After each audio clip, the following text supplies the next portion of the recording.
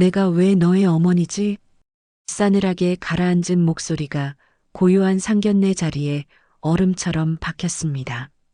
방금 전까지 따뜻한 미소를 짓고 있던 약혼자 민준 씨의 얼굴이 하얗게 굳어갔고 맞은편에 앉은 근엄한 표정의 예비 시아버지 강 회장의 미간이 언짢게 좁혀졌습니다.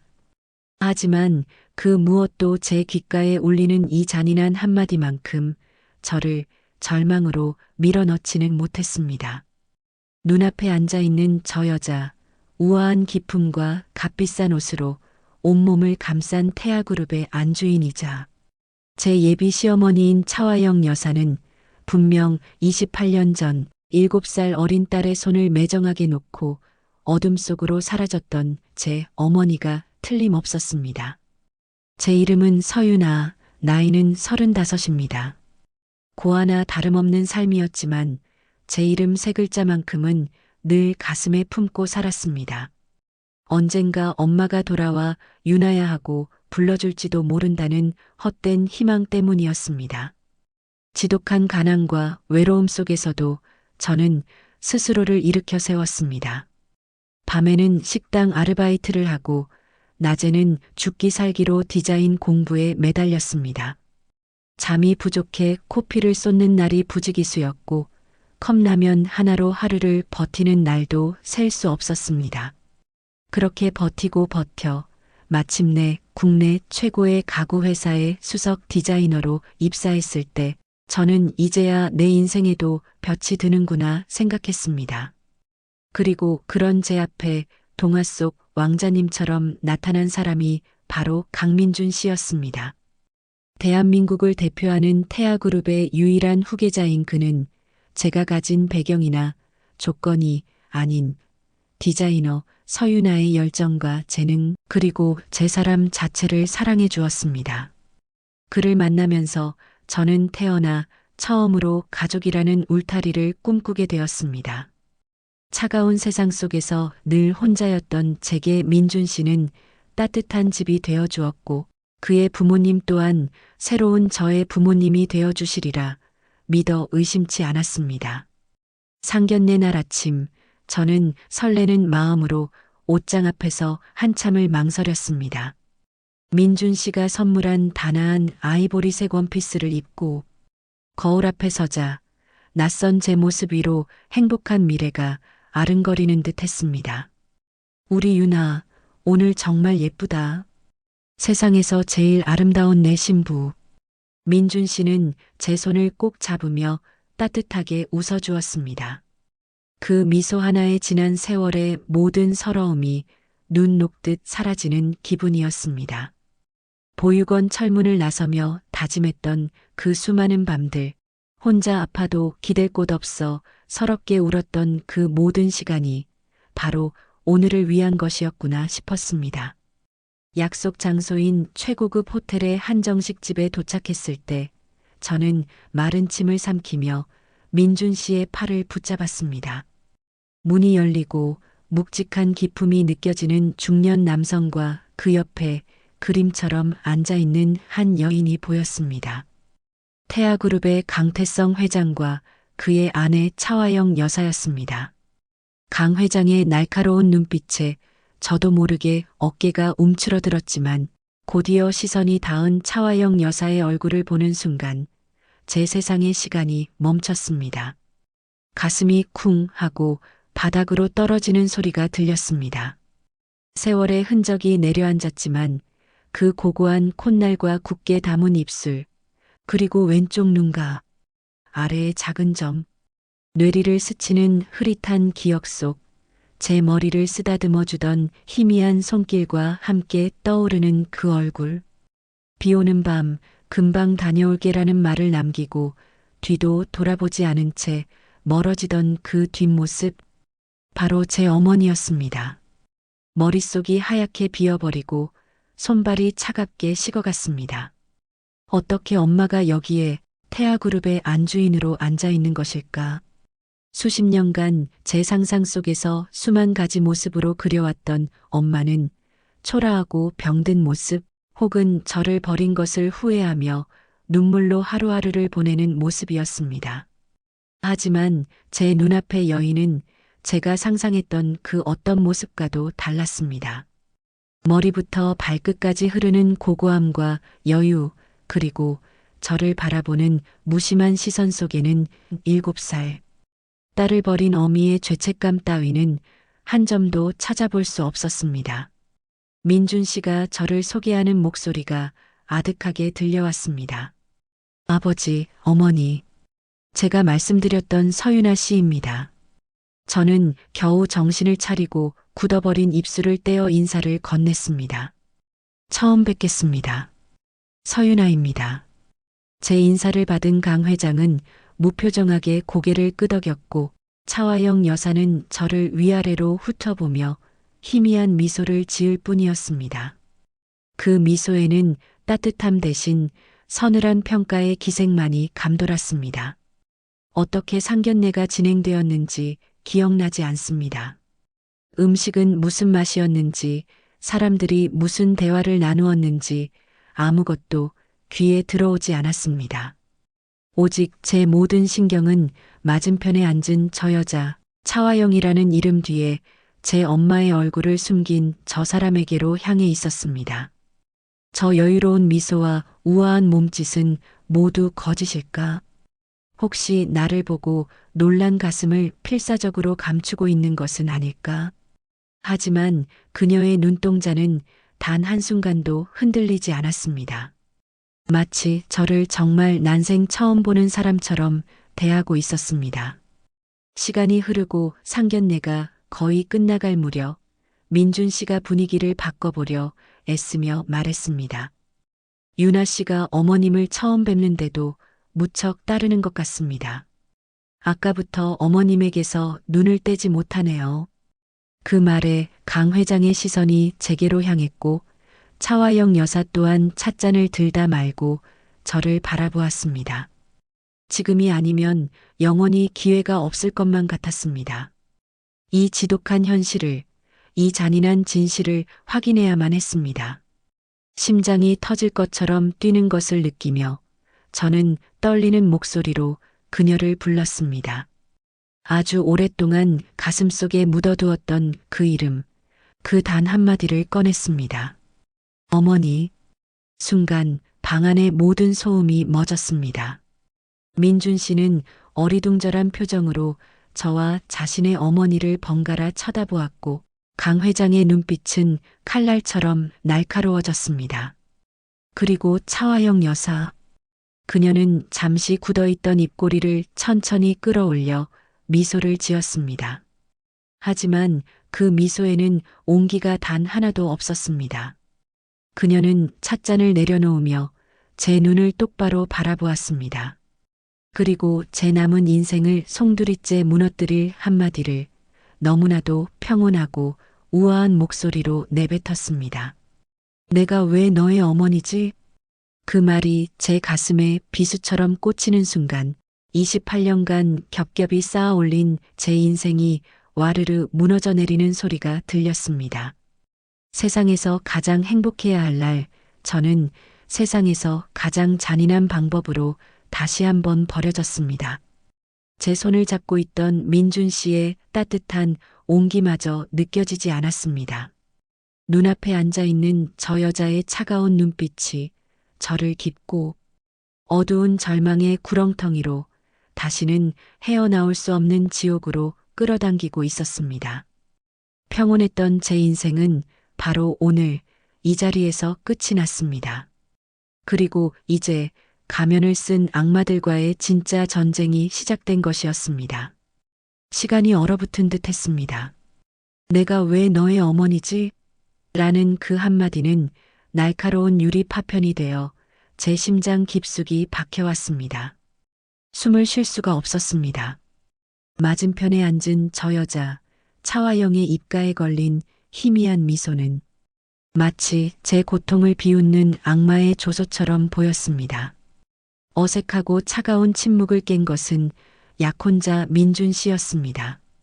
그는 당황한 기색이 역력한 얼굴로 제 팔을 가볍게 흔들며 상황을 수습하려 애썼습니다. 유나 씨, 왜 그래?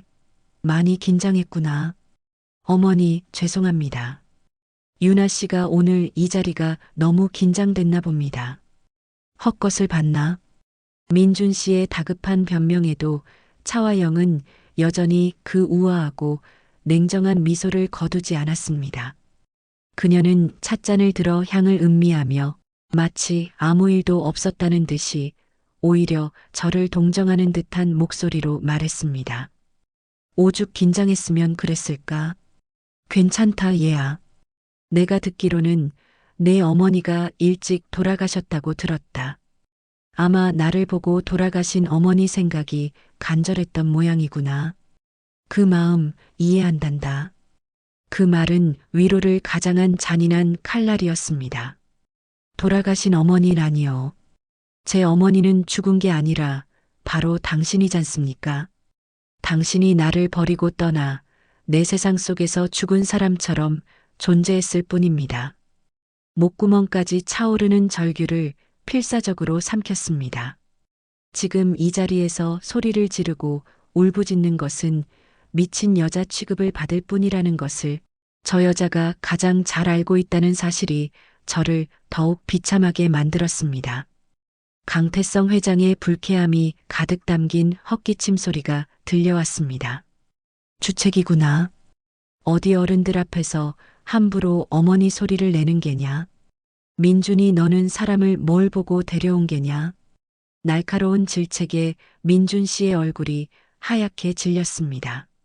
그는 연신 고개를 숙이며 죄송하다고 말했고 저는 그저 고개를 숙인 채 입술을 깨무는 것 말고는 할 수 있는 게 아무것도 없었습니다.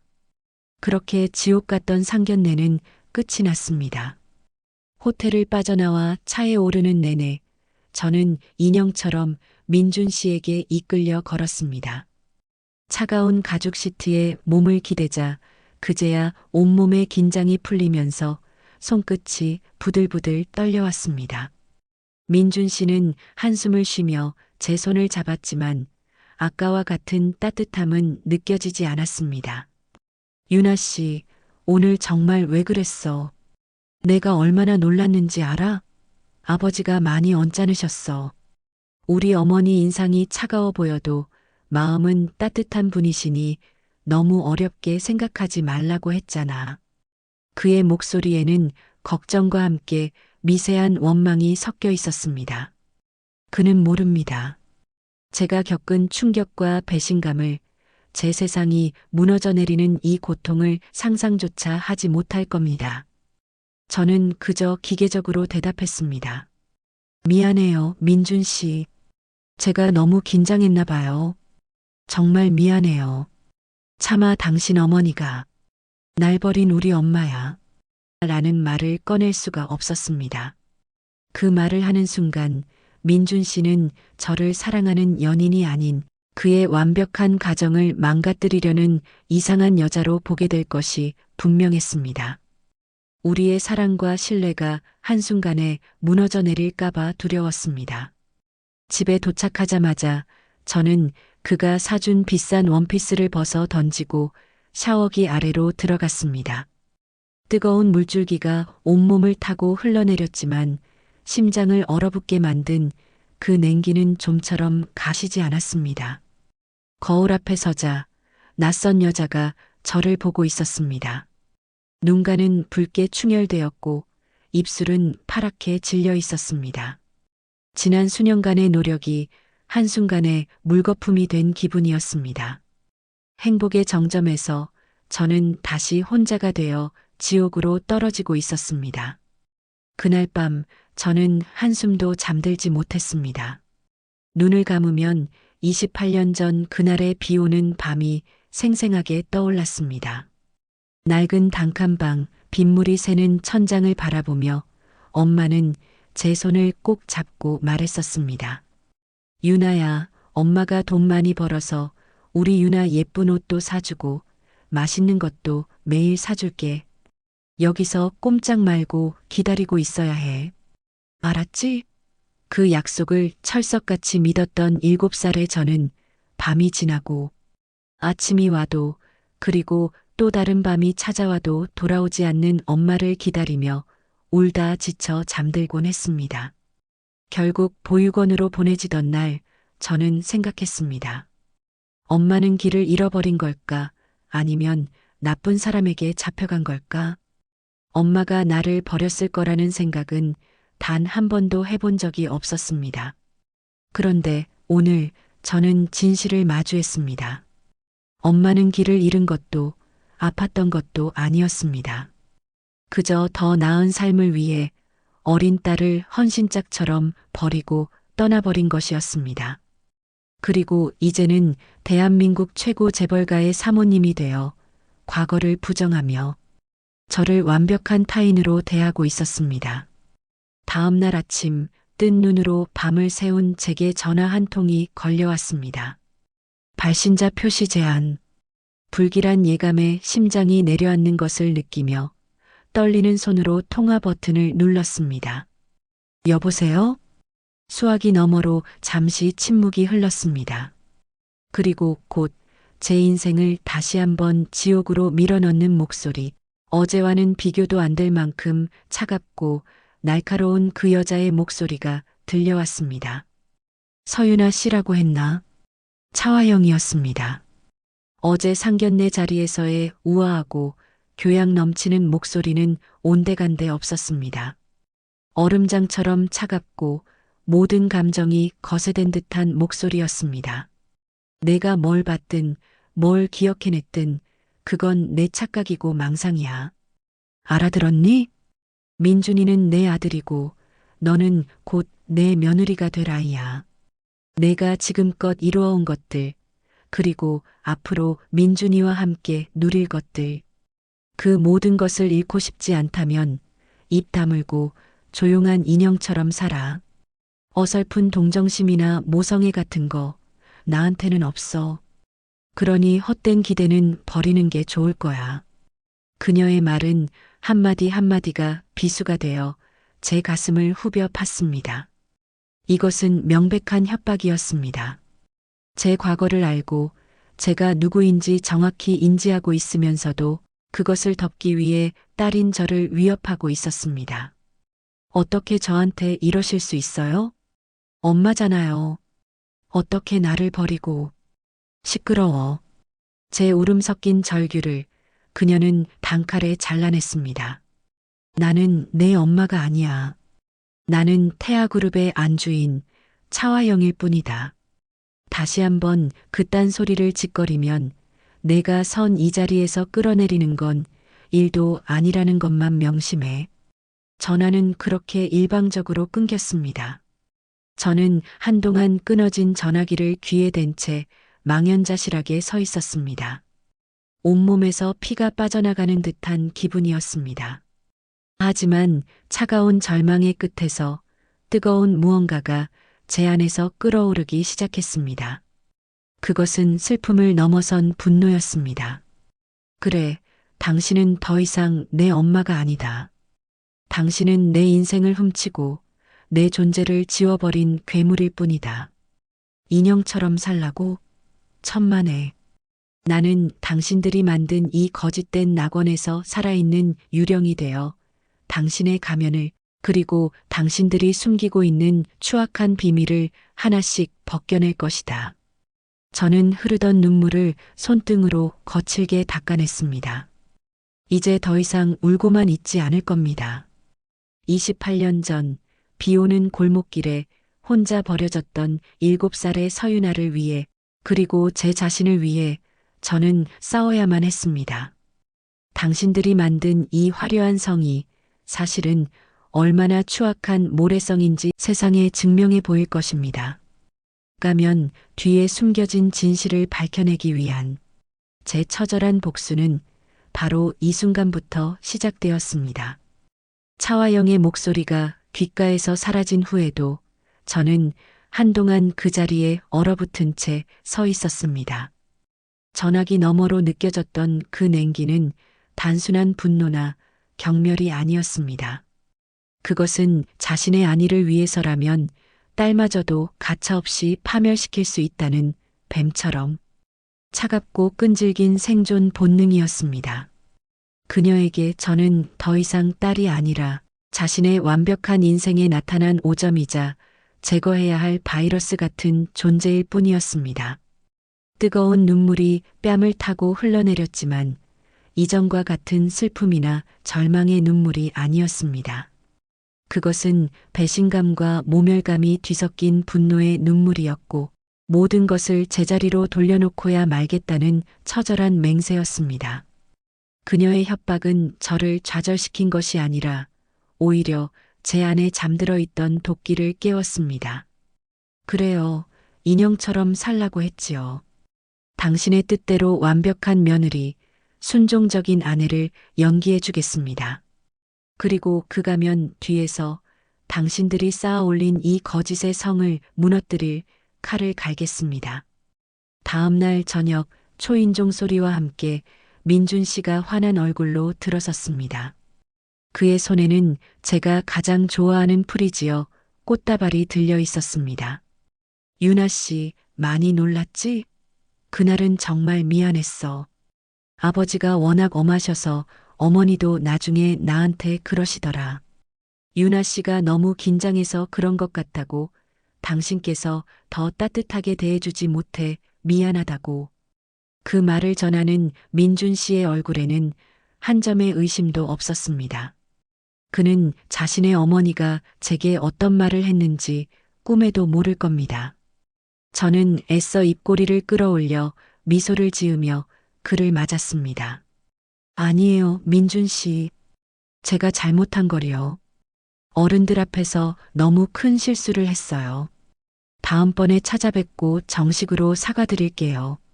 제 대답에 민준 씨는 안심한 듯 저를 와락 끌어안았습니다. 그의 품은 여전히 따뜻했지만 그 온기 속에서 저는 서늘한 한기를 느꼈습니다. 이 남자를 속여야 한다는 죄책감과 이 남자의 가족에게 복수해야 한다는 목표가 제 안에서 충돌하며 마음이 조각나는 듯 했습니다. 하지만 저는 물러설 수 없었습니다. 그날 이후 저는 연기를 시작했습니다. 태아그룹의 예비 며느리로서 흠잡을 데 없는 모습을 보이기 위해 노력했습니다. 민준 씨와 함께 백화점 VVIP 라운지를 드나들며 예물을 고르고 태아가에서 주최하는 자선 파티에 참석해 교양 있는 미소를 지으며 사람들을 대했습니다. 차화영은 그런 제 모습을 못마땅하면서도 내색하지 않은 채 마치 잘 훈련된 인형을 보는 듯한 차가운 눈으로 저를 지켜볼 뿐이었습니다. 하지만 밤이 되면 저는 가면을 벗고 홀로 진실을 좇는 추적자가 되었습니다. 저의 첫 번째 목표는 차화영이라는 여자에게서 내 엄마의 흔적을 찾는 것이었습니다. 그녀가 태아그룹의 강 회장과 결혼하기 전 어떤 삶을 살았는지 알아내야만 했습니다. 하지만 그것은 예상보다 훨씬 더 어려운 일이었습니다. 인터넷 검색 엔진에 그녀의 이름을 넣어 보았지만 나오는 정보는 태아그룹 안주인으로서의 공식적인 활동 기록뿐이었습니다. 마치 차화영이라는 인물은 태아그룹과 함께 세상에 태어난 사람 같았습니다. 누군가 의도적으로 그녀의 과거를 모두 지워버린 것이 틀림없었습니다. 그러던 중 제 낡은 보석함 깊숙한 곳에서 아주 오래된 사진 한 장을 발견했습니다. 제가 보육원에 들어갈 때 품 안에 꼭 간직하고 있던 유일한 엄마의 사진이었습니다. 빛이 바래고 귀퉁이가 달아빠진 흑백. 사진 속에는 앳된 얼굴의 엄마가 낡은 건물 앞에서 수줍게 웃고 있었습니다. 지금의 화려하고 냉정한 모습과는 전혀 다른 가난하지만 따뜻한 미소를 가진 젊은 날의 엄마였습니다. 저는 사진을 들고 며칠 밤낮으로 사진 속 건물의 단서를 찾기 시작했습니다. 희미하게 보이는 간판의 글씨, 독특한 창문 모양 등을 토대로 전국의 비슷한 장소를 모두 뒤졌습니다. 그러다 마침내 서울 외곽의 한 지역에 폐쇄된 지 오래된 작은 보육원의 사진에서 비슷한 건물을 찾아낼 수 있었습니다. 성림 보육원. 심장이 거세게 뛰기 시작했습니다. 엄마가 저를 낳기 전 혹은 어린 시절을 보냈던 곳일지도 모릅니다. 저는 곧바로 차를 몰아 그곳으로 향했습니다. 이미 폐허처럼 변해버린 보육원은 스산한 바람만이 가득했지만 저는 샅샅이 뒤지며 작은 단서라도 찾으려 애썼습니다. 그리고 마침내 먼지가 뽀얗게 쌓인 낡은 사무실, 캐비닛 안에서 수십 년은 좋게 되어 보이는 낡은 서류 뭉치를 발견했습니다. 그곳에는 보육원을 거쳐간 아이들과 후원자들의 빛바랜 기록이 남아 있었습니다. 한 장 한 장 떨리는 손으로 서류를 넘기던 제 눈에 익숙한 이름 하나가 들어왔습니다. 후원자 김선희. 김선희. 제 엄마의 본명이었습니다. 차화영이라는 이름 뒤에 숨겨진 제가 기억하는 엄마의 진짜 이름. 그녀는 아주 오랫동안 적은 금액이지만 꾸준히 이 보육원에 후원을 해왔습니다. 그런데 후원 기록이 어느 날 갑자기 뚝 끊겨 있었습니다. 바로 28년 전 저를 버리고 떠났던 바로 그 해였습니다. 그리고 후원자 주소란에 적힌 낯선 주소. 저는 그 주소를 수첩에 옮겨 적으며 손이 떨리는 것을 느꼈습니다. 이것이 엄마의 과거로 들어가는 첫 번째 문이 될 것이었습니다. 며칠 후 저는 웨딩드레스를 고른다는 핑계로 민준 씨와 함께 청담동에 갔다가 잠시 볼 일이 있다며 글을 떼어놓고 몰래 수첩에 적어둔 주소지로 향했습니다. 그곳은 허름한 다세대 주택이 밀집한 낡은 동네였습니다. 수소문 끝에 찾아간 집의 주인은 오래전 동네를 떠난 선이라는 아가씨를 어렴풋이 기억하는 할머니였습니다. 선이? 아따, 그 이쁘장하게 생겼던 처자? 말도 없이 야반도주하듯 사라져서 동네가 한동안 시끄러웠지. 웬 남자가 매일 찾아와서 빚 갚으라고 소리 지르고 갓난아이는 밤낮으로 자지러지게 울어대고 딱한 사람이었어. 할머니의 말은 제 머리를 망치로 내려치는 듯한 충격이었습니다. 빚독촉, 그리고 갓난아이. 저 말고 또 다른 아이가 있었다는 말일까요? 그날 밤 저는 혼란스러운 마음을 안고 태아그룹의 저택으로 향했습니다.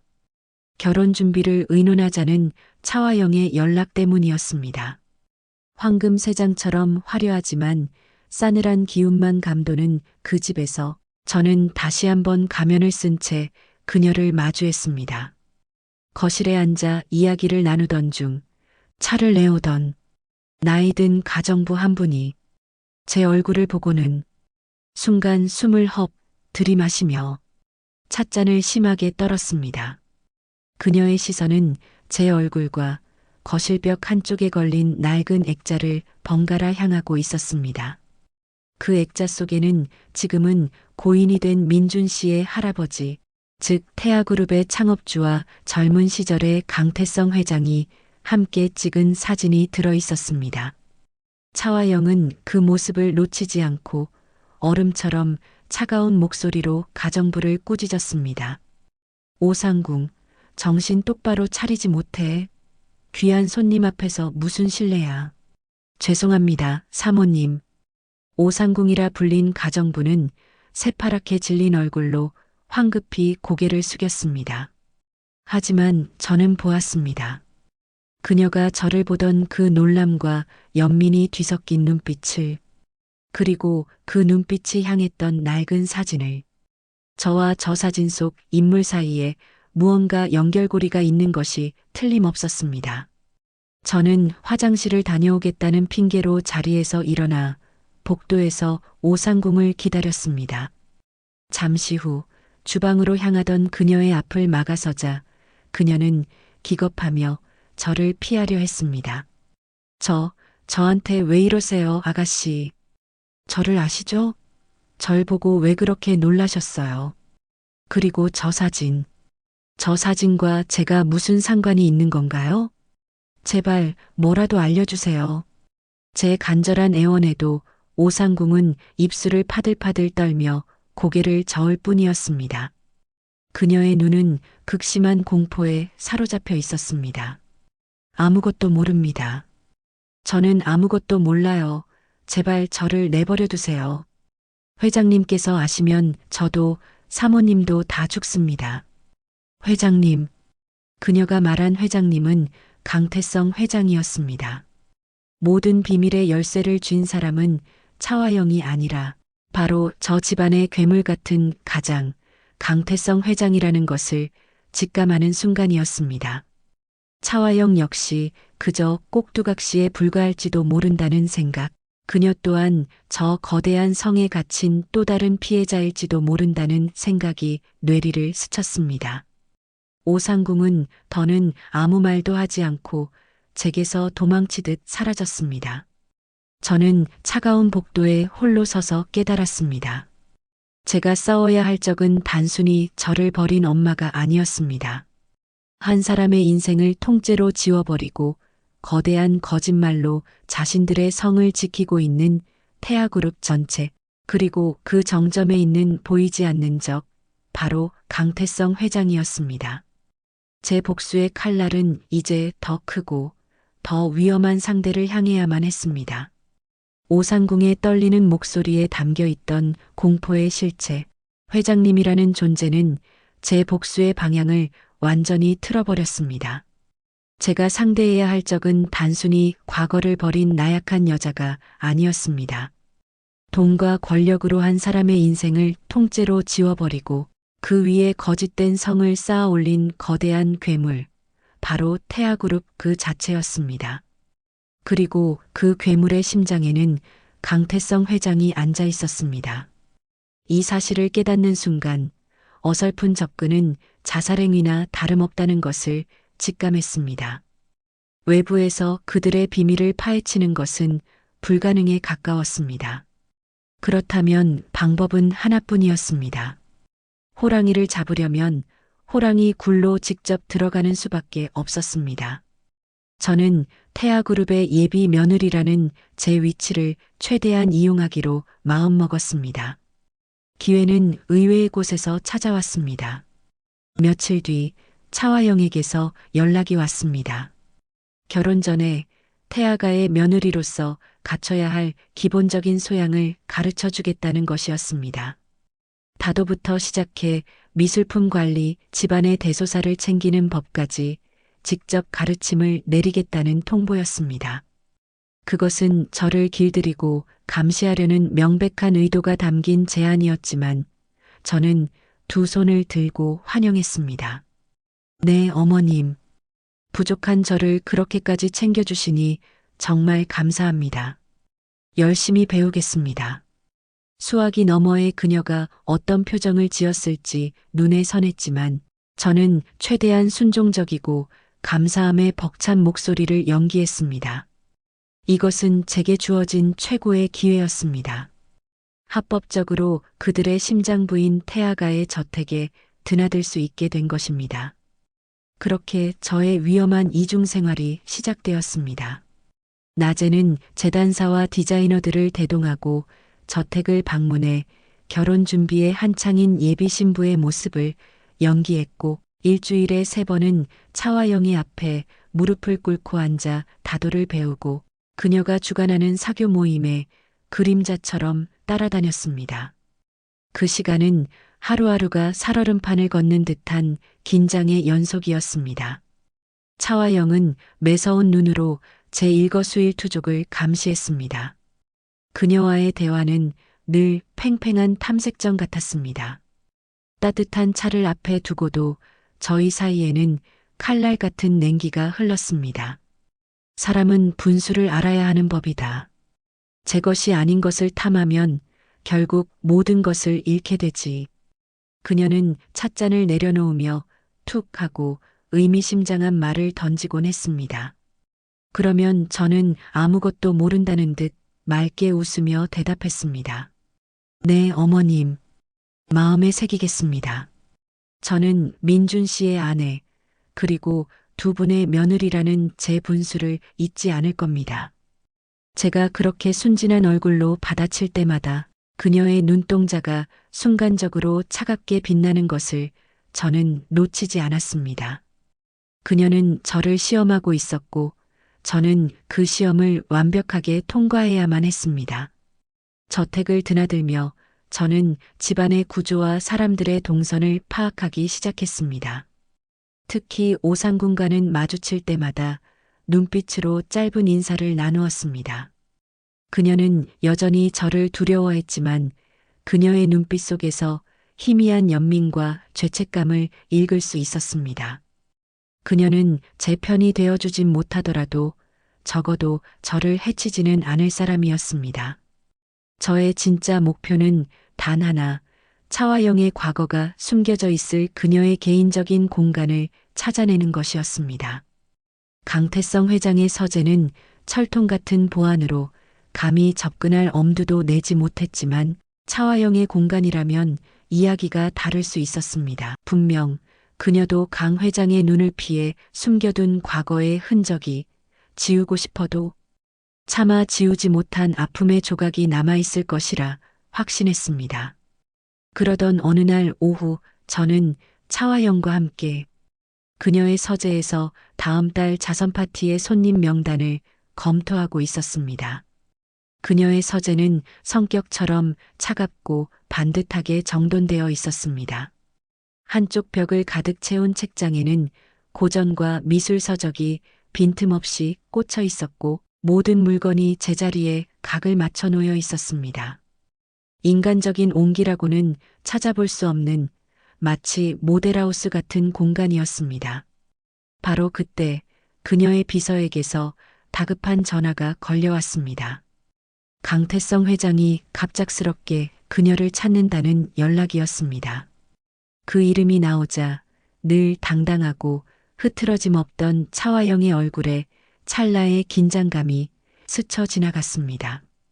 잠시만 기다리고 있거라. 금방 다녀오지. 그녀는 제게 명단을 마저 정리하고 있으라는 말을 남기고 황급히 서재를 나섰습니다. 심장이 미친 듯이 뛰기 시작했습니다. 드디어 기회가 왔습니다. 저는 서둘러 서재 문을 안에서 걸어 잠갔습니다. 주어진 시간은 길지 않았습니다. 저는 서재를 빠르게 훑어보았습니다. 저 반듯한 책장 어딘가에 비밀이 숨어 있을 리 없었습니다. 제 시선이 닿은 곳은 창가에 놓인 낡고 고풍스러운 원목 책상이었습니다. 서재의 다른 가구들과는 어울리지 않게 손때가 묻어있는 낡은 책상. 그 책상만이 유일하게 이 방에서 인간적인 흔적을 가진 물건이었습니다. 책상의 서랍들은 모두 잠겨있지 않았지만 안에는 필기구와 편지지 같은 평범한 물건들만 들어 있었습니다. 마지막 남은 오른쪽 맨 아래의 작은 서랍. 손잡이를 당기자 역시나 굳게 잠겨 있었습니다. 바로 여기였습니다. 이 안에 그녀가 숨겨둔 진실이 들어있을 것이었습니다. 하지만 열쇠가 없었습니다. 초조하게 주변을 살피던 그때 노크 소리와 함께 문 밖에서 오상궁의 목소리가 들렸습니다. 아가씨, 사모님께서 다과를 좀 내어드리라고 하셔서 저는 문을 열었습니다. 오상궁은 쟁반을 든 채 불안한 눈으로 저와 서재 안을 번갈아 보았습니다. 그녀는 모든 것을 눈치챈 듯 했습니다. 저는 그녀의 손을 잡고 간절하게 속삭였습니다. 아주머니, 제발이요. 딱 한 번만 저 좀 도와주세요. 오상궁은 파랗게 질린 얼굴로 고개를 저었지만 제 눈 속의 절박함을 읽었는지 잠시 망설였습니다. 그녀는 떨리는 손으로 책장 한쪽을 가리켰습니다. 그곳에는 낡은 시집 한 권이 꽂혀 있었습니다. 이별의 노래. 그녀는 더 이상 아무 말 없이 밖으로 나갔습니다. 저는 서둘러 시집을 꺼냈습니다. 책갈피 사이에서 작고 낡은 열쇠 하나가 떨어졌습니다. 심장이 발끝까지 내려앉는 기분이었습니다. 떨리는 손으로 열쇠를 잡고 잠겨있던 서랍을 열었습니다. 서랍 안에는 먼지가 희끗하게 쌓인 낡은 노트 여러 권이 들어 있었습니다. 겉표지에는 아무것도 쓰여 있지 않았습니다. 저는 조심스럽게 첫 번째 노트의 첫 장을 넘겼습니다. 그리고 그곳에 적힌 이름을 보는 순간 숨을 쉴 수가 없었습니다. 김선희. 흐릿하지만 단정한 글씨체로 적힌 엄마의 진짜 이름. 이것은 그녀의 일기장이었습니다. 차마 버리지 못하고 이 차가운 성 깊숙한 곳에 숨겨두었던 그녀의 진짜 인생이었습니다. 다급하게 일기장을 넘겼습니다. 빼곡하게 적힌 글씨들 속에서 제 어린 시절의 이름인 유나라는 단어가 눈에 들어왔습니다. 그리고 다음 장을 넘기는 순간 제 눈을 의심할 수밖에 없는 문장이 나타났습니다. 오늘 민준 도련님의 첫돌이다. 내 아들 민수와 똑같은 날 태어난 아이. 하지만 내 곁에는 없다. 내 아들은 지금 어디에서 울고 있을까? 이 지옥 같은 곳에서 내가 할 수 있는 건 아무것도 없다. 민준 도련님? 내 아들 민수? 머릿속이 하얗게 비어버렸습니다. 민준 씨 말고 저에게 또 다른 형제가 있었다는 말인가요? 아니, 그보다 더 충격적인 것은 일기장의 뉘앙스였습니다. 마치 민준 씨는 자신의 아들이 아니라는 듯한 말투. 그렇다면 제게는 쌍둥이 남자 형제가 있었고 그 아이는 지금 어디에 있는 것이며 민준 씨의 존재는 대체 무엇이란 말입니까? 모든 사고가 정지된 그때 복도 저편에서 차화영의 목소리와 함께 또각거리는 구두 소리가 들려왔습니다. 시간이 없었습니다. 일기장을 통째로 가져가는 것은 불가능했습니다. 저는 재빨리 휴대폰을 꺼내 방금 보았던 충격적인 내용이 담긴 페이지를 떨리는 손으로 촬영했습니다. 그리고 일기장을 원래 자리에 넣고 서랍을 잠근 뒤 열쇠를 시집에 다시 끼워 넣었습니다. 제가 모든 것을 제자리에 돌려놓고 태어난 척 명단 서류를 집어드는 순간 쾅 하는 소리와 함께 서재 문이 열렸습니다. 문 앞에는 얼음처럼 차가운 얼굴의 차화영이 서 있었습니다. 그녀의 날카로운 시선이 제 얼굴과 제가 서 있던 책상 앞을 번갈아 훑었습니다. 심장이 목구멍까지 차오르는 것 같았지만 저는 애써 태연한 표정을 지었습니다. 어머님 오셨어요? 명단 정리는 거의 다 되었습니다. 그녀는 아무 말 없이 제게로 천천히 걸어왔습니다. 그녀의 눈은 제가 방금 진실의 판도라 상자를 열었다는 사실을 이미 알고 있는 듯 했습니다. 숨막히는 정적 속에서 저는 휴대폰을 쥔 손에 힘을 주었습니다. 이제 모든 비밀을 풀 수 있는 첫 번째 열쇠는 제 손안에 들어왔습니다.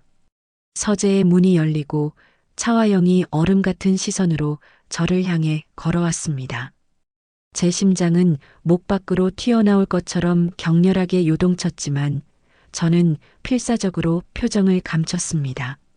그녀의 눈은 마치 제 영혼까지 꿰뚫어 보는 듯 서재 안의 미세한 공기의 흐트러짐까지 전부 읽어내는 것 같았습니다. 그녀는 책상 앞에 멈춰서서 제가 방금 만졌던 바로 그 서랍을 차가운 손가락으로 한번 쓱 쓸어보았습니다. 파티 손님 명단은 다 검토한 게냐? 네, 어머님. 여기 잠시 메모할 것이 있어서 펜을 찾고 있었습니다. 저는 준비해둔 변명을 침착하게 내뱉었습니다. 제 손에 들린 서류가 미세하게 떨리는 것을 감추기 위해 등 뒤로 손을 맞잡았습니다. 차화영은 한동안 아무 말 없이 저를 내려다보았습니다. 영원처럼 느껴지는 그 짧은 침묵의 시간 동안 저는 제 심장 소리가 그녀의 귀에까지 들릴까봐 두려웠습니다. 나가보거라. 나머지는 내가 마무리하겠다. 그녀는 더 이상 아무것도 묻지 않았습니다. 하지만 그녀의 눈빛은 말하고 있었습니다. 나는 내가 한 짓을 안다. 하지만 지금은 모른 척 해주겠다. 그것은 용서가 아닌 경고였고 자비가 아닌 또 다른 형태의 감시의 시작이었습니다. 저는 뻣뻣하게 굳은 몸으로 서재를 빠져나왔습니다. 등 뒤로 그녀의 차가운 시선이 비수처럼 날아와 꽂히는 것이 느껴졌습니다. 저택을 빠져나와 차에 오르는 순간 저는 참았던 숨을 한꺼번에 몰아쉬었습니다. 온몸이 식은땀으로 축축했습니다. 집으로 향하는 내내 머릿속은 온통 일기장의 그 문장으로 가득 차 있었습니다. 내 아들 민수, 민준 도련님.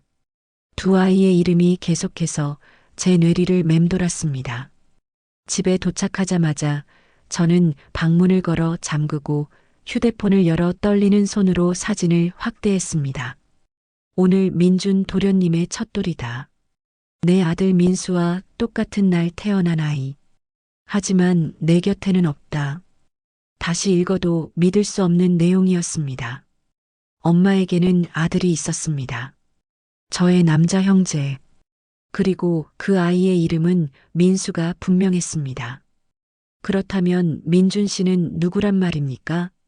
왜 엄마는 자신의 약혼자가 될 남자를 도련님이라고 칭했던 걸까요? 의문은 꼬리에 꼬리를 물고 저를 혼란의 구렁텅이로 몰아넣었습니다. 사진 한 장만으로는 아무것도 해결할 수 없었습니다. 전체 내용을 알아야만 했습니다. 그 일기장 전체를, 김선이라는 여자의 삶이 고스란히 담긴 그 기록을 전부 읽어야만 했습니다. 위험하다는 것을 압니다. 차화영은 이미 저를 의심하고 있을 겁니다. 어쩌면 그 서랍 속 일기장을 다른 곳으로 옮겼을지도 모릅니다. 하지만 저는 이대로 멈출 수가 없었습니다. 진실이 코앞에 있는데 이대로 돌아서면 평생을 후회 속에 살게 될 것이 뻔했습니다. 저는 결심했습니다. 다시 한번 호랑이 굴로 들어가기로. 다음 날 저는 태아그룹 저택에 전화를 걸었습니다. 일부러 오상궁이 받을 시간대를 노렸습니다. 아주머니, 저 유나예요. 정말 죄송한데 어제 서재에 제 다이어리를 두고 온 것 같아요. 결혼 준비 때문에 꼭 필요한 내용이 들어있는데. 저는 애써 당황한 목소리를 연기했습니다. 오상궁은 제 의도를 눈치챘는지 잠시 말을 잇지 못하다가 낮은 목소리로 대답했습니다. 제가 한번 찾아보겠습니다, 아가씨. 잠시 후 그녀에게서 다시 전화가 걸려왔습니다. 사모님께서 외출하셨으며 서재 책상 위에 다이어리가 그대로 있다는 것이었습니다. 모든 것이 계획대로였습니다. 정말 감사합니다. 그럼 제가 오늘 저녁에 잠시 들러서 찾아가도 될까요? 그날 밤 저는 다시 한번 태아가의 저택으로 향했습니다. 밤의 저택은 낮보다 훨씬 더 음산하고 위압적인 기운을 풍기고 있었습니다. 저를 맞이한 오상궁의 얼굴에는 수심이 가득했습니다. 아가씨, 제발 위험한 짓은 하지 마세요. 회장님께서는 모든 것을 알고 계십니다. 알아요. 하지만 전 가야만 해요. 아주머니, 10분만, 딱 10분만 시간을 벌어주실 수 있겠어요? 제 간절한 눈빛에 그녀는 차마 거절하지 못하고 작게 고개를 끄덕였습니다. 저는 약속했던 다이어리를 집어드는 척하며 곧장 낡은 시집으로 향했습니다. 다행히 열쇠는 그 자리에 그대로 있었습니다. 심장이 터질 듯한 소리를 내며 뛰었지만 손은 그 어느 때보다 침착하게 움직였습니다. 서랍을 열자 낡은 노트들이 저를 기다리고 있었습니다. 저는 그 자리에 주저앉아 마치 홀린 사람처럼 첫 번째 일기장부터 읽어내려가기 시작했습니다. 그곳에는 제가 전혀 알지 못했던 김선이라는 이름의 한 여자가 겪었던 지옥 같은 시간들이 고스란히 기록되어 있었습니다. 일기장은 그녀가 한 남자를 미치도록 사랑했던 이야기로 시작되었습니다. 그 남자는 태아그룹 창업주의 장남이자 강태성 회장의 형이었습니다. 따뜻하고 다정한 성품을 가졌지만 아버지의 인정을 받지 못했던 비운의 황태자. 두 사람은 신분의 차이를 넘어 서로를 사랑했고 저와 제 쌍둥이 남동생 민수를 임신하게 되었습니다. 하지만 행복은 거기까지였습니다. 두 사람의 관계를 알게 된 창업주가 쓰러지고 그 틈을 타 모든 것을 손에 넣으려 했던 동생, 즉 지금의 강태성 회장이 계략을 꾸몄습니다. 그는 형을 지방 공장으로 발령 보내는 척 유인해 교통사고로 위장하여 무참히 살해했습니다. 하루아침에 사랑하는 사람을 잃은 엄마는 뱃속의 아이들을 지키기 위해 필사적으로 도망쳤습니다. 하지만 강태성의 마수는 끈질겼습니다. 출산을 앞둔 엄마를 찾아낸 그는 차마 입에 담을 수 없는 잔인한 거래를 제안했습니다. 마침 그의 아내 역시 아이를 낳았지만 사산했던 것입니다. 후계자를 잃어버린 강태성은 자신의 형이 남긴 핏줄, 그 중에서도 아들인 민수를 자신의 아들로 삼겠다고 했습니다. 만약 거부한다면 뱃속의 아이들과 함께 그녀를 죽여버리겠다는 협박과 함께 결국 엄마는 갓 태어난 아들 민수를 자신의 남편을 죽인 원수의 손에 넘겨야만 했습니다. 민수는 그날부터 강민준이라는 이름으로 태아그룹의 후계자가 되었습니다. 그리고 엄마는 아들의 곁을 지키기 위해 자신의 신분을 모두 지우고 차화영이라는 이름의 강태성 회장의 여자가 되어 저택에 들어와야만 했습니다. 자신의 아들을 도련님이라 부르며 진짜 어미의 정을 단 한 번도 주지 못한 채 지난 28년간을 감옥 같은 그 집에서 살아왔던 것입니다. 그렇다면 저는 일기장의 마지막 부분에 이르러 저는 오열하고야 말았습니다. 유나야, 내 딸아. 이 지옥에 너마저 가둘 수는 없다. 이 애비 없는 자식이라는 꼬리표를 달고 평생을 저 괴물의 감시 아래서 살게 할 수는 없어. 차라리 세상의 모진 풍파를 맞더라도 자유롭게 살아가렴. 어미가 미안하다. 너를 지키기 위한 이 선택이 훗날 너에게 얼마나 큰 상처가 될지 알지만 이것이 어미가 할 수 있는 유일한 사랑이란다. 부디 살아남아다오. 먼 훗날 내가 모든 것을 알게 되는 날이 온다면 이 어미를 용서하지 마라. 저를 버린 것은 저를 사랑하지 않아서가 아니었습니다. 저를 지키기 위한 엄마의 처절한 마지막 사랑이었습니다. 그 지옥 같은 곳에서 저를 살리기 위해 자신의 심장 절반을 도려내는 심정으로 제 손을 놓았던 것입니다. 모든 진실을 알게 된 순간 엄마에 대한 오랜 원망과 증오는 눈 녹듯이 사라졌습니다. 그 자리에는 그녀의 고통에 대한 처절한 아픔과 이 모든 비극을 만들어낸 진짜 악마 강태성 회장에 대한 불타는 증오만이 남았습니다. 일기장을 가슴에 품고 소리 죽여 울고 있을 때였습니다. 찰칵! 등 뒤에서 서재의 문고리가 돌아가는 소리가 들렸습니다. 오상궁이 아니었습니다. 그녀는 분명 밖에서 시간을 벌어주고 있었을 터. 그렇다면 저는 천천히 고개를 돌렸습니다. 문틈으로 들어온 서늘한 밤 공기와 함께 거대한 그림자가 제 위로 드리워졌습니다. 문 앞에는 이 집의 주인이자 모든 비극의 시작점인 악마 강태성 회장이 서 있었습니다. 그의 손에는 서재의 또 다른 열쇠가 들려 있었습니다. 시간이 멈추고 세상의 모든 소리가 사라졌습니다.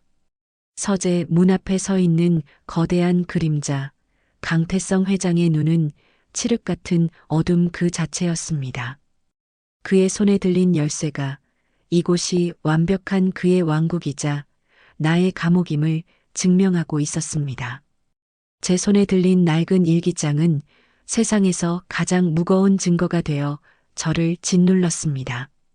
그는 놀라거나 당황한 기색조차 보이지 않았습니다. 마치 이 모든 상황을 예상했다는 듯 혹은 제 발버둥이 그저 가소롭다는 듯 그는 천천히 안으로 들어와 문을 닫았습니다. 찰칵하고 잠금 장치가 돌아가는 소리는 제게 내려진 사형 선고처럼 들렸습니다. 그래, 다 읽었더냐? 첫마디는 질문이 아닌 확인이었습니다. 그의 목소리에는 일말의 감정 동요도 없었습니다. 그는 소파에 깊숙이 몸을 묻으며 마치 벌레를 보듯 저를 차갑게 내려다보았습니다. 내 아들의 약혼녀가 아니라 내 형님의 딸이었구나. 쥐새끼처럼 숨어들어 기어코 과거를 들춰내다니 그 천박한 피는 어쩔 수 없는 모양이다. 당신이 우리 아버지를 죽였어. 그리고 내 동생을 빼앗고 엄마의 인생을 망가뜨렸어. 당신은 악마야. 제 목소리는 분노와 슬픔으로 격렬하게 떨렸습니다. 하지만 그는 눈 하나 깜짝하지 않았습니다. 오히려 흥미롭다는 듯 입꼬리를 비틀어 올렸습니다. 악마, 이 세상은 힘 있는 자가 곧 법이고 선이다. 내 아비는 무능했고 그래서 패배한 것뿐이야. 나는 내 것을 지키고 내 왕국을 세웠을 뿐이지. 그리고 내 어미는 스스로 선택한 게야. 너와 함께 죽음의 구렁텅이에서 썩어가느니 내 옆에서 부귀영화를 누리는 삶을 말이다. 그의 뻔뻔하고 잔인한 말에 피가 거꾸로 솟는 기분이었습니다. 저는 일기장을 든 손에 힘을 주며 소리쳤습니다. 이 모든 진실을 세상에 밝힐 거야. 당신이 저지른 짓, 당신 아들이라고 알려진 민준 씨가 사실은 내 동생이라는 것까지 전부. 그 순간 그의 눈빛이 칼날처럼 번뜩였습니다. 그는 자리에서 일어나 제게로 다가왔습니다. 압도적인 위압감에 저도 모르게 뒷걸음질 쳤습니다. 그는 제 턱을 거칠게 움켜쥐고 뱀처럼 속삭였습니다. 그 아가리로 그 이름을 다시 한번 짓거리면 내 혀를 뽑아버릴 게다. 그래, 선택지를 주지. 내게는 두 가지 길이 있다. 그는 제 손에서 일기장을 빼앗아 들며 말을 이었습니다. 첫 번째, 이 모든 것을 잊고 강민준의 아내가 되어라. 내 동생이라는 사실 따위는 내 무덤까지 가져가. 그러면 너는 평생 태아그룹의 며느리로서 누구도 무시 못할 부와 명예를 누리며 살게 될 게다. 내 어미가 그랬던 것처럼. 그것은 제가 상상할 수 있는 가장 끔찍하고 역겨운 제안이었습니다. 제 동생과 결혼을 하라니요. 그는 인간이 아니었습니다. 그리고 두 번째, 그의 눈이 서늘하게 빛났습니다. 이 비밀을 입 밖에 내는 순간 너는 모든 것을 잃게 될 게다. 내가 가진 직장, 명예, 그리고 내 주변 사람들까지. 내가 너를 어떻게 사회에서 매장시키는지 똑똑히 보게 될 거야. 내가 사랑하는 내 아들, 민준이의 인생까지 망치고 싶지 않다면 말이다. 그것은 선택을 가장한 협박이었습니다. 침묵하고 괴물이 되거나 모든 것을 잃고 파멸하거나. 저는 그의 손을 뿌리치며 경멸이 가득 담긴 눈으로 그를 쏘아보았습니다. 차라리 죽을지언정 당신 같은 악마와 타협하는 일은 없어. 좋다. 내가 선택한 길이다. 후회하게 될 게다. 그는 일기장을 품에 넣고 경멸의 미소를 남긴 채 서재를 나갔습니다. 저는 그 자리에 주저앉아 한참을 움직일 수 없었습니다. 거대한 악마와의 싸움이 이제 본격적으로 시작된 것이었습니다. 다음 날부터 강태성의 반격은 상상을 초월할 정도로 빠르고 잔인하게 시작되었습니다. 가장 먼저 저를 찾아온 사람은 민준 씨, 아니, 제 동생 민수였습니다. 초췌한 얼굴로 저를 찾아온 그는 제가 알던 따뜻하고 다정한 그 사람이 아니었습니다. 그의 눈에는 깊은 실망과 원망이 가득했습니다. 유나 씨, 아버지께 다 들었어. 어떻게 나한테 이럴 수 있어? 우리 집안의 아픈 과거를 가지고 아버지를 협박했다며? 돈 때문이야? 원하는 게 대체 뭐야? 아니야, 민수야, 그건 사실이 아니야. 그 사람은 내 아버지가 아니야. 우리 아버지를 죽인 원수라고. 제가 울부짖으며 진실을 말하려 하자 그는 귀를 막으며 고개를 저었습니다. 그만해. 당신 입에서 나오는 말, 더는 한마디도 믿지 않아. 아버지는 나를 위해 평생을 헌신하신 분이야. 그런 분을 당신이 뭔데 모욕하는 건데. 우리 끝내자. 당신 같은 여자는 감당할 수 없어. 그는 제 손에 끼워져 있던 약혼 반지를 빼앗아 차갑게 돌아섰습니다. 28년 만에 만난 동생은 저를 알아보지 못한 채 원수의 아들로서 제 가슴에 가장 깊은 상처를 남기고 떠나버렸습니다. 사랑했던 사람이기에, 제 유일한 혈육이기에 그 배신은 뼈를 깎는 고통으로 다가왔습니다. 그것은 시작에 불과했습니다. 다음 날 저는 회사에서 해고 통보를 받았습니다. 회사의 기밀 디자인을 외부에 유출했다는 어처구니 없는 누명이었습니다. 제가 수년간 피땀 흘려 쌓아 올린 커리어가 한순간에 무너져 내렸습니다. 인터넷에는 고아 출신 디자이너 재벌 3세에게 의도적으로 접근 후 협박이라는 제목의 악의적인 기사들이 도배되기 시작했습니다. 제 신상과 과거 행적이 모두 까발려지고 저는 하루아침에 파렴치한 꽃뱀이 되어버렸습니다. 강태성은 거기서 멈추지 않았습니다. 제가 살고 있던 오피스텔의 주인이 갑자기 계약 파기를 통보해 왔고 은행에서는 대출금의 일시 상환을 요구했습니다. 그는 제가 발 딛고 설 수 있는 모든 땅을 빼앗아 버리고 있었습니다. 며칠 만에 저는 직장과 집, 명예와 사랑, 모든 것을 잃었습니다. 희망이 보이지 않는 절망의 끝에서 저는 마지막 증거인 일기장 사진을 들고 경찰서로 향했습니다. 하지만 경찰은 단순한 가정사 혹은 증거 불충분이라며 제 말을 들어주려 하지 않았습니다. 태아그룹의 법무팀이 이미 손을 써둔 것이 분명했습니다. 결국 저는 텅 빈 방에 홀로 남겨졌습니다. 비가 내리는 창밖을 보며 28년 전 세상에 홀로 버려졌던 7살의 제가 떠올랐습니다. 그때와 달라진 것이 아무것도 없었습니다. 저는 또다시 혼자가 되었고 거대한 세상 앞에 무력하게 버려졌습니다. 강태성이라는 악마가 만들어 놓은 거짓된 낙원은 산산조각 났고 저는 그 폐허 속에서 숨조차 쉴 수 없었습니다.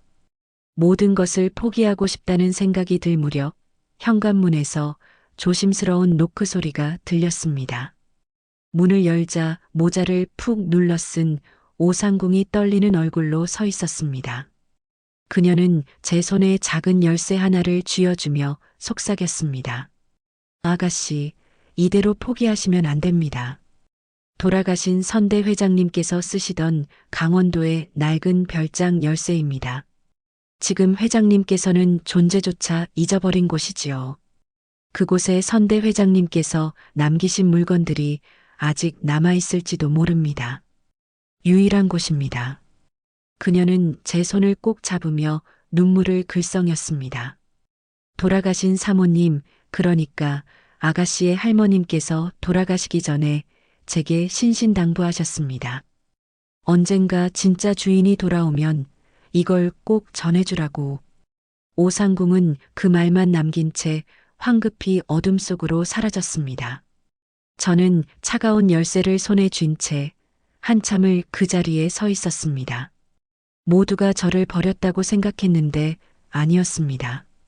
어둠 속에서도 저를 향한 작은 등불 하나가 남아 있었습니다. 저는 손에 쥔 열쇠를 세게 움켜쥐었습니다. 눈물이 멎고 그 자리에 차가운 분노와 강철 같은 결심이 차올랐습니다. 그래, 나는 아직 끝나지 않았다. 당신이 내 모든 것을 빼앗아갔다고 생각하겠지만 나는 다시 일어설 것이다. 아버지와 할머니께서 남기신 이 마지막 희망을 가지고 당신의 지옥으로 다시 돌아가 주겠다. 당신의 가장 화려한 축제의 날 모든 것을 잿더미로 만들어버리기 위해 손안에 남은 낡은 열쇠의 차가운 감촉만이 유일한 현실이었습니다. 저는 모든 것을 잃고 텅 비어버린 도시를 뒤로 한 채 강원도로 향하는 낡은 시외버스에 몸을 실었습니다. 차창 밖으로 스쳐 지나가는 풍경들은 아무런 감흥도 주지 못했습니다. 제 세상은 이미 잿더미가 되었고 제 심장은 뛰고 있었지만 살아있는 것 같지 않았습니다.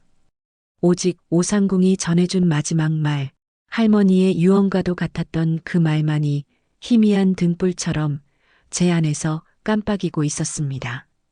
몇 시간을 달려 도착한 곳은 산속 깊숙이 자리한 시간이 멈춘 듯한 낡은 별장이었습니다. 수십 년은 사람의 발길이 닿지 않은 듯 담쟁이 덩굴이 건물을 휘감고 있었고 정원은 잡초로 무성했습니다. 저는 떨리는 손으로 열쇠를 꽂아 돌렸습니다. 삐걱거리는 소리와 함께 문이 열리자 뽀얀 먼지와 함께 묵은 나무 냄새가 훅 끼쳐왔습니다. 별장 내부는 마치 30년 전 어느 날 주인이 잠시 집을 비운 것처럼 모든 것이 그대로였습니다. 거실의 소파에는 빛바랜 천이 덮여 있었고 벽난로 위에는 젊은 남녀가 환하게 웃고 있는 사진이 놓여 있었습니다. 사진 속의 남자는 제가 한 번도 본 적 없는 제 아버지였고 그의 곁에 수줍게 서 있는 여자는 차화영이 아닌 가난했지만 행복해 보였던 제 어머니 김선이었습니다. 저는 천천히 집안을 둘러보았습니다. 그곳은 아버지의 서재였고 그가 읽던 책이었으며 그가 아끼던 만년필이었습니다. 저는 처음으로 아버지의 흔적을, 그의 숨결을 느낄 수 있었습니다. 저는 그의 의자에 앉아 책상 위에 놓인 낡은 가죽 노트를 펼쳐보았습니다. 그것은 사업 구상이나 계획이 아닌 그의 일기장이었습니다. 그곳에는 사랑하는 여자 선희에 대한 애정과 곧 태어날 쌍둥이 아이들에 대한 설렘, 그리고 동생 강태성에 대한 미묘한 경계심과 걱정이 고스란히 담겨 있었습니다. 아버지는 이미 동생의 야심과 잔인함을 눈치채고 있었습니다. 자신이 회사를 물려받으면 그를 포용하고 바른 길로 이끌어 주어야겠다고 다짐하는 글귀 앞에서 저는 눈물을 쏟고야 말았습니다. 이렇게 따뜻하고 선량했던 사람이 그런 비참한 최후를 맞아야만 했다는 사실이 심장을 도려내는 듯 아팠습니다. 밤이 깊도록 아버지의 흔적을 더듬던 저는 서재 한쪽 벽에 걸린 풍경화가 어색하게 조금 비뚤어져 있는 것을 발견했습니다. 무언가에 이끌린 듯 그림을 떼어내자 그 뒤로 낡은 금고가 모습을 드러냈습니다. 떨리는 손으로 아버지의 생년월일을 조합해 다이얼을 돌리자 둔탁한 소리와 함께 금고 문이 열렸습니다. 금고 안에는 낡은 서류 봉투 하나와 작은 카세트 테이프 하나가 들어 있었습니다. 서류 봉투 안의 문서는 아버지가 보유하고 있던 태아그룹의 차명 주식 증서였습니다. 만약 아버지가 살아계셨다면 강태성 회장이 가진 지분을 압도하고도 남을 만큼의 막대한 양이었습니다. 할머니께서는 만일을 대비해 아들의 지분을 몰래 빼돌려 진짜 주인을 위해 숨겨두셨던 것입니다. 그리고 카세트 테이프. 저는 별장을 뒤져 낡은 녹음기를 찾아냈고 떨리는 손으로 테이프를 집어넣고 재생 버튼을 눌렀습니다. 치직거리는 잡음과 함께 녹음기에서 두 남자의 목소리가 흘러나왔습니다. 하나는 다정하고 차분한 아버지의 목소리, 그리고 다른 하나는 젊은 시절에 하지만 지금과 똑같이 오만하고 비열한 강태성의 목소리였습니다. 태성아, 내가 추진하는 해외 사업은 너무 위험 부담이 크다. 이사회에서도 반대가 심해. 조금 더 신중하게 접근하자. 형님은 그래서 안 되는 거야. 그렇게 물러터졌으니 아버지께서 형님을 신뢰하지 못하는 거라고. 이 태아는 내가 이끌어야 해. 형님처럼 무능한 사람이 아니라. 그게 무슨 말이냐? 나는 내 형이다. 그리고 형님만 없으면, 형님과 그 뱃속의 애새끼들만 없으면 이 모든 건 내 것이 될 수 있는데 그것은 명백한 살해 협박이자 그의 모든 범행 동기가 담겨 있는 움직일 수 없는 증거였습니다. 아버지는 동생의 위협을 예감하고 마지막 증거를 이곳에 남겨두셨던 것입니다. 모든 것을 손에 쥔 순간 제 안의 슬픔과 절망은 차가운 불꽃이 되어 타올랐습니다. 더 이상 눈물은 흐르지 않았습니다. 이제 제가 무엇을 해야 할지 명확해졌습니다. 저는 그들이 제게서 빼앗아간 모든 것을 되찾고 그들을 가장 높은 곳에서 가장 비참한 곳으로 끌어내릴 것입니다. 며칠 후 저는 초췌한 모습으로 강태성 회장에게 전화를 걸었습니다. 목소리는 일부러 절망에 잠긴 듯 떨리게 연기했습니다. 회장님, 제가 졌습니다. 회장님 말씀이 모두 옳았습니다. 저에게는 아무것도 남지 않았어요. 회장님께서 제안하셨던 첫 번째 길을 받아들이겠습니다. 민준 씨와 결혼하게 해주세요. 평생 비밀을 지키고 쥐 죽은 듯이 살겠습니다. 수화기 너머로 그의 만족스러운 웃음소리가 들려왔습니다. 그는 자신의 승리를 확신했을 겁니다. 모든 것을 잃은 제가 결국 돈과 권력 앞에 무릎 꿇었다고 믿었을 겁니다. 그의 명령 한마디에 모든 것이 제자리로 돌아왔습니다. 저에 대한 악의적인 기사들이 모두 사라졌고 해고되었던 회사에서는 실수를 인정한다며 복직을 제안해왔습니다. 세상은 그렇게 쉽게 거짓을 진실로 만들고 있었습니다. 그리고 저는 다시 태아그룹의 예비 며느리로서 민준 씨, 아니 민수의 곁에 섰습니다. 그는 제게 용서를 구했지만 저는 그를 똑바로 쳐다볼 수 없었습니다. 제 동생의 얼굴을 한 채 아무것도 모른 채 저를 사랑한다고 말하는 그가 너무나도 가여웠기 때문입니다. 결혼식 날짜는 일사천리로 진행되었습니다. 결혼식을 며칠 앞두고 저는 웨딩드레스를 최종 피팅하기 위해 차화영과 함께 드레스샵을 찾았습니다. 순백의 드레스를 입은 제 모습을 그녀는 복잡한 눈빛으로 바라보고 있었습니다. 제가 드레스샵을 나서기 전 그녀에게 나지막이 말했습니다. 어머니, 곧 모든 게 끝날 거예요. 아주 조금만 더 기다리세요. 제 말에 그녀의 눈동자가 흔들리는 것을 보았습니다. 그녀는 제 눈빛에서 무언가를 읽었을지도 모릅니다. 하지만 저는 더 이상 아무 말도 하지 않고 돌아섰습니다. 결혼식 전날 밤 저는 순백의 웨딩드레스 앞에 서서 창밖의 어두운 도시를 내려다보았습니다. 모든 준비는 끝났습니다. 대한민국 모든 언론과 정재계 인사들이 주목하는 가장 화려한 결혼식.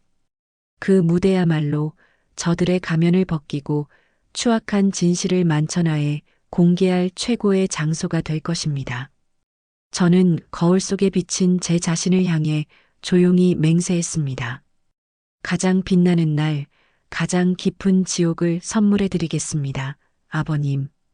거울 속 순백의 드레스를 입은 신부의 눈은 복수의 여신처럼 차갑고 비장하게 빛나고 있었습니다. 결혼식 당일의 아침이 밝았습니다.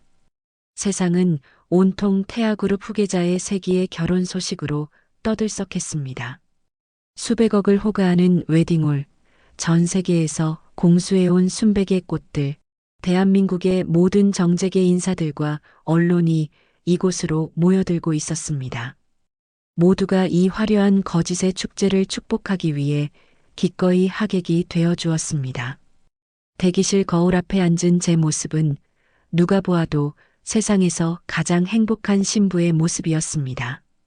최고급 실크로 만들어진 웨딩드레스는 눈이 부시게 아름다웠고 전문가의 손길로 완성된 화장은 제 얼굴의 모든 슬픔과 분노를 감쪽같이 가리고 있었습니다.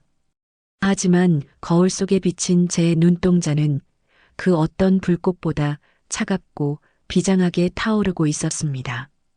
똑똑, 노크 소리와 함께 강태성 회장이 대기실로 들어왔습니다. 그는 만족스러운 미소로 저를 보며 말했습니다. 과연 내 며느리답게 아름답구나. 현명한 선택이었다. 오늘 이후로 너는 이 나라에서 가장 높은 곳에 오르게 될 게다. 그의 오만한 목소리를 들으며 저는 속으로 대답했습니다. 그래요. 오늘 나는 당신을 이 나라에서 가장 깊은 지옥으로 끌어내릴 겁니다. 저는 아무것도 모른다는 듯 수줍게 웃으며 고개를 숙였습니다.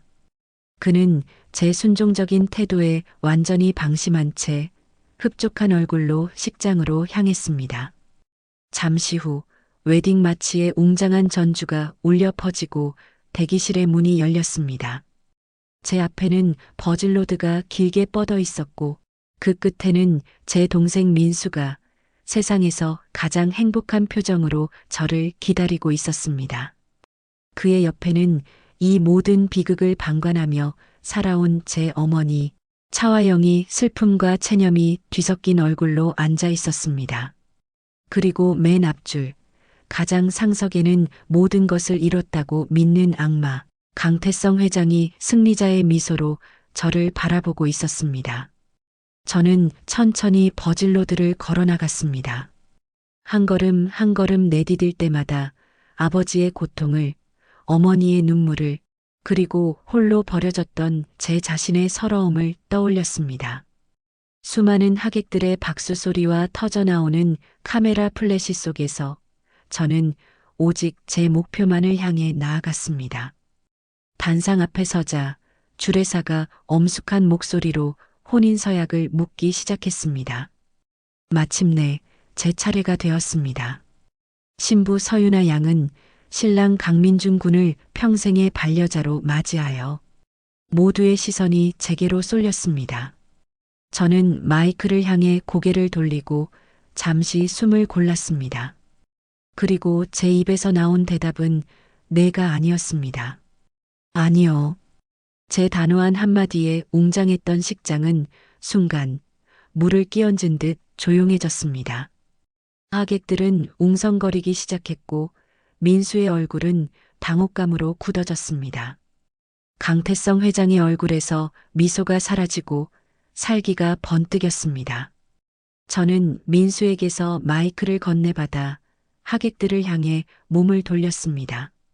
그리고 제 평생의 모든 것을 건 마지막 외침을 시작했습니다.